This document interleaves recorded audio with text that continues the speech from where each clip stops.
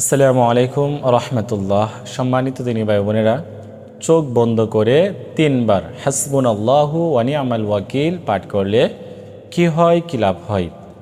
সম্মানিত দিনী ভাই বোনেরা, এই আমলটি আপনারা কখন করবেন, কিভাবে করবেন, করলে কি লাভ হবে, এই বিষয় নিয়ে ইনশাল্লাহ আলোচনা করার চেষ্টা করব।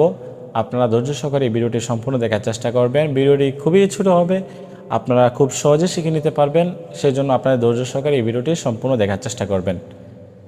তো যারা এই চ্যানেলে নতুন আসছেন, এখনও পর্যন্ত চ্যানেলে সাবস্ক্রাইব করেন নাই, অবশ্যই চ্যানেলে সাবস্ক্রাইব করে পাশে থাকবেন, যাতে করে আমার আরও নতুন নতুন ভিডিওগুলো সবার আগে আপনারা পেয়ে যান। সম্মানিত দিনী ভাই বোনেরা, এই আমলটি করার জন্য কি করতে হবে? তেমন কিছু করতে হবে না, শুধুমাত্র আপনাকে পবিত্রতা অর্জন করতে হবে। পবিত্রতা অর্জন করে অজু করে নেবেন। আপনার অজু না থাকলে পবিত্র স্থানে বসবেন। এবং কোন সময়? আপনি যে কোনো সময় করতে পারেন। আপনি চোখ বন্ধ করে এই আমলটি করবেন। প্রথমে 3 বার ইস্তিগফার পাঠ করবেন। আস্তাগফিরুল্লাহ, আস্তাগফিরুল্লাহ, আস্তাগফিরুল্লাহ। এই আস্তাগফিরুল্লাহ দুরূদ শরীফ পাঠ করার সময় আপনাকে চোখ বন্ধ করতে হবে না, শুধুমাত্র হাসবুনাল্লাহু ওয়া নি'মাল ওয়াকিল যখন পাঠ করবেন তখন আপনি চোখ বন্ধ করবেন। তারপরে 3 বার দুরূদ শরীফ, যে দুরূদ শরীফ আমরা নামাজের মধ্যে পড়ে থাকি, যেরকম আল্লাহুম্মা সাল্লি আলা মুহাম্মাদ ওয়া আলা আলি মুহাম্মাদ কামা সাল্লাইতা আলা ইব্রাহিম ওয়া আলা আলি ইব্রাহিম ইন্নাকা হামিদুম মাজিদ। এই দুরূদ শরীফ আপনারা সম্পূর্ণ পাঠ করে নেবেন। আর যারা পারেন না তারা শুধুমাত্র সাল্লাল্লাহু আলাইহি ওয়াসাল্লাম কয়েকবার পাঠ করে নেবেন।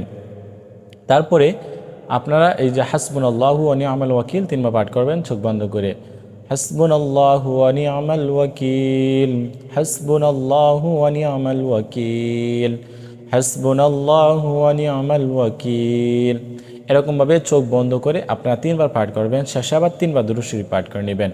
তো এই আমলটি করলে কী লাভ হবে? এই আমলটি যদি কেউ এভাবে করে চোখ বন্ধ করে হাসবুনাল্লাহু ওয়া নি'মাল ওয়াকিল 3 বার পাঠ করে, ওই ব্যক্তির মনের আশা আল্লাহ তাআলা পূরণ করে দিবেন। ওই ব্যক্তির রিজিকের অভাব দূর করে দিবেন। ওই ব্যক্তির সমস্ত দায়িত্ব আল্লাহ তাআলা নিয়ে নেবেন। তো আপনার যে কোনো প্রয়োজনে আল্লাহ তাআলাকে আপনি এই দোয়ার মাধ্যমে, এই আমলের মাধ্যমে বলতে পারেন। আল্লাহ তাআলা অবশ্যই আপনার দোয়া কবুল করে নেবেন। তো আজকের মতো এই পর্যন্তই। আল্লাহ হাফেজ।